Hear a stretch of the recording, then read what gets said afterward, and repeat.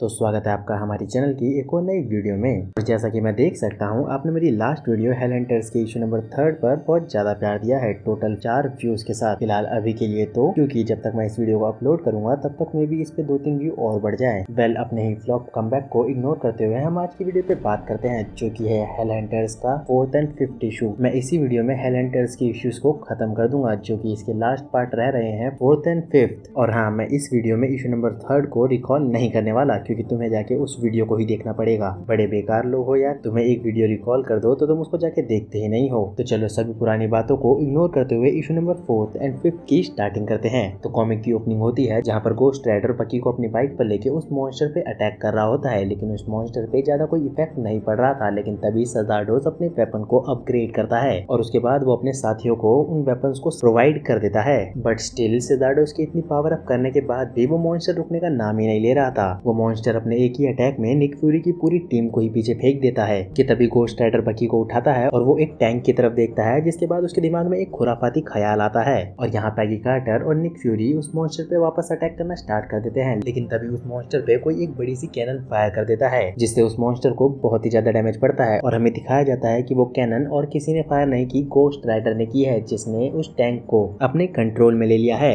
और उस मॉन्स्टर को घुटनों पे लाने के बाद वो उस पे एक और फाइनल अटैक करता है, जिससे उस मॉन्स्टर का हेड ही उड़ जाता है। और इतना कुछ होने के बाद वो मॉन्स्टर शांत हो जाता है और तभी निक फ्यूरी की टीम उसको देखने के लिए उसके पास जाने लगती है कि तभी वुल्वरीन उस मॉन्स्टर को फाड़ता हुआ खून में लथपथ बाहर निकलता है और वहीं उल्टी करना स्टार्ट कर देता है। लेकिन तभी वो लोग उससे पूछते हैं कि क्या तुम ठीक हो, और वुल्वरीन कहता है कि क्यों नहीं, वही नॉर्मली हमेशा की तरह कूल और डेंजरस होने का एक्सप्रेशन। और यहाँ बकी, जो कि अभी भी उन नाजीज के हेड को काट के रखने की सोच रहा था, लेकिन निक उसे मना कर देता है। तभी जिन बॉडीज से वो मॉन्स्टर बना था वो बॉडीज बोलना स्टार्ट कर देती हैं और कहते हैं कि कैलफेल ने हमें समन किया है और अब तुम लोगों को बहुत ज्यादा देर हो चुकी है और ये धरती अब हमारी है। लेकिन तभी सजार्डोस कहता है कि मुझे नहीं पता कि तुम किस चीज की बात कर रहे हो, लेकिन मैं तुम्हें उससे भी बेटर चीज दिखा सकता हूँ। और सजार्डोस तभी उस डेड बॉडी को भी मार देता है, जिसके बाद सजार्डोस आई ऑफ आगामोटो की मदद से उस आई ऑफ स्टॉर्म को देखने की कोशिश करता है, जो कि ब्रुकनर ने उठाया था। और तभी उन्हें देखने को मिलता है कि ब्रुकनर ने पूरे इंग्लैंड पे ही कब्जा कर लिया है। उसने सभी इंग्लिश चैनल को जैम कर दिया है और उस प्लेस में हफरा तफरी मची हुई है। लेकिन तभी रोमिरो कहता है कि हम अभी भी उस जगह से पास में हैं, तो हम उधर जा सकते हैं। लेकिन तभी सजार्डोस कहता है कि नहीं, हम जब तक वहां पर पहुंचेंगे तब तक वहां पे कुछ भी बचाने लायक नहीं बचेगा, इसलिए हमें समझ लेना चाहिए हम हार चुके हैं। लेकिन तभी रोमिरो गुस्सा होने लगता है और कहता है कि हमारा एक ही मकसद था, ब्रुकनर का पीछा करना। लेकिन तभी सजार्डोस कहता है कि हम हार चुके हैं और ब्रुकनर जीत चुका है। अब हम एक ही चीज कर सकते हैं, फ्रांस से बाहर निकलना और वहां जाके रीग्रुप होना। लेकिन तभी कुछ अनप्रेडिक्टेबल होता है। रोमिरो बात करते करते ही गोस्ट राइडर में बदलने लगता है और कहता है कि हमारा एक ही काम था, ब्रुकनर को मारना, और हम इससे पीछे नहीं हट सकते हैं। और धीरे धीरे करके गोस्ट राइडर की फ्लेम बढ़ने ही लगती है और तभी उसमें से निकलता है ज़राटोस। और ज़राटोस कहता है कि मैंने रोमिरो को मरने से बचाया था और उसका टास्क अभी तक अनफिनिश्ड है, इसलिए मैं उसे फ्री नहीं करने वाला। लेकिन निक फ्यूरी कहता है कि हमारे साथी मर रहे हैं और हम इस फाइट को नहीं जीत सकते। लेकिन तभी ज़राटोस कहता है कि तुम मॉर्टल्स कुछ भी नहीं कर सकते।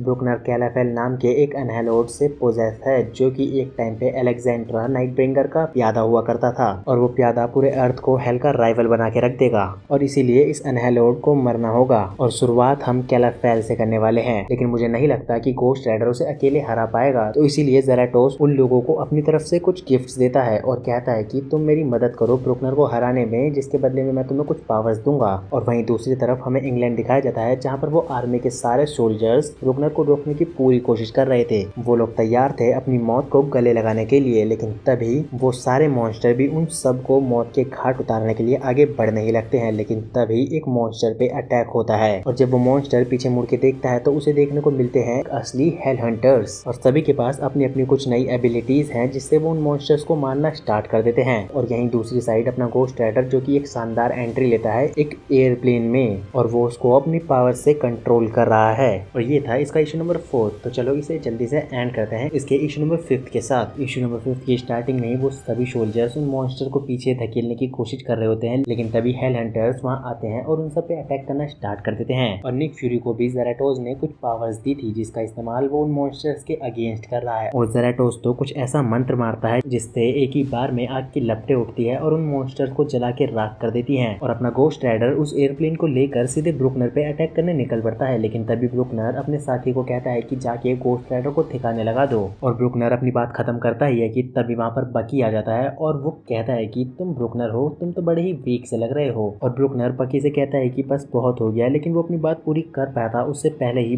वुल्वरीन वहाँ आता है और उस पर अटैक कर देता है। और वुल्वरीन और बकी साथ में मिलकर ब्रुकनर पे अटैक किए ही जा रहे थे, लेकिन तभी ब्रुकनर इंजर्ड फेस के साथ खड़ा होता है और कहता है कि मैं अलेक्जेंड्रा की राख से जन्मा हूँ और मैं कभी नहीं मर सकता। लेकिन तभी एक कटने की आवाज आती है जो कि ब्रुकनर को दो हिस्सों में काट देती है। और जिस चीज ने ब्रुकनर को काटा था वो और कुछ नहीं, कैप्टन अमेरिका की शील्ड थी जो कि उसकी प्रेमिका पैगी कार्टर यूज कर रही थी। और इसे भी कुछ पावर्स ज़ेराटोस से मिली है जिसकी मदद से अपनी भाभी भी उड़ सकती हैं। और तभी अचानक से वो सभी चीजें शांत होने लगती है, जिससे उन्हें लगता है कि वो ये फाइट जीत चुके हैं। लेकिन तभी जिस बर्फ पे वो लोग खड़े थे वो टूटने लगती है और उसके नीचे से निकलता है तो एक बड़ा सा मॉन्स्टर जो कि एक रियल अनैलोड था। और लिटरली अब वो एक जाइंट साइज का मॉन्स्टर उन सबको मारने की कोशिश कर रहा है। और तभी इतने बड़े मॉन्स्टर को देखने के बाद वो सारे सोल्जर्स मिलकर अपने टैंक से उस पर फायर करना स्टार्ट कर देते हैं, लेकिन उस जाइंट साइज मॉन्स्टर पे उन अटैक्स का कोई असर नहीं होता। और अपने हेल हंटर्स उसे भी मारने के लिए तैयार थे, लेकिन तभी रोमिरो की तरफ वो मॉन्स्टर बढ़ने लगता है जिसको ब्रुकनर ने भेजा था। और वो मॉन्स्टर उस प्लेन को डैमेज करने की कोशिश करता है और रोमिरो से कहता है कि तुम्हें उसी पेड़ पर लटक के मर जाना चाहिए था। और वो मॉन्स्टर उस प्लेन को तोड़ने के बाद उस प्लेन के अंदर घुस जाता है, लेकिन तभी गोस्ट राइडर उसे अपनी चेन में पकड़ लेता है। लेकिन तभी दूसरा मॉन्स्टर गोस्ट राइडर पे सामने से अटैक करने की कोशिश करता है, बट उसका लक कुछ ठीक नहीं था और पैगी कार्टर वहाँ आके उसे रोक लेती है और गोस्ट राइडर से कहती है कि जाओ जाके उसे मार दो। और तभी गोस्ट राइडर भी अपने प्लेन को फुल स्पीड में उस जाइंट साइज मॉन्स्टर की तरफ ले चलता है और देखते ही देखते गोस्ट राइडर उस एयरप्लेन को उस मॉन्स्टर की चेस्ट के आर पार कर देता है, जिसके कारण वो मॉन्स्टर मरने लगता है। लेकिन जाते जाते भी वो मॉन्स्टर एक ही चीज रिपीट करता है कि मैं नहीं मर सकता और वो मॉन्स्टर वापस ब्रुकनर के फॉर्म में आ जाता है। लेकिन तभी गोस्ट राइडर की चेन उसे पकड़ती है और पानी के अंदर खींचना चालू कर देती है, जिसके साथ ही गोस्ट राइडर भी उस मॉन्स्टर को लेकर पानी में ही कहीं खो जाता है। जिसके बाद हमें सीधे 2 दिन बाद का सीन दिखाया जाता है जहाँ पर निक फ्यूरी की पूरी टीम अपने कमांडर के सामने खड़ी होती है, लेकिन वहाँ पर रोमिरो नहीं है और उनका कमांडर उनको सुना रहा होता है इस चीज को लेके कि उन्होंने सभी रूल्स को तोड़ते हुए वर्ल्ड को बचाया है।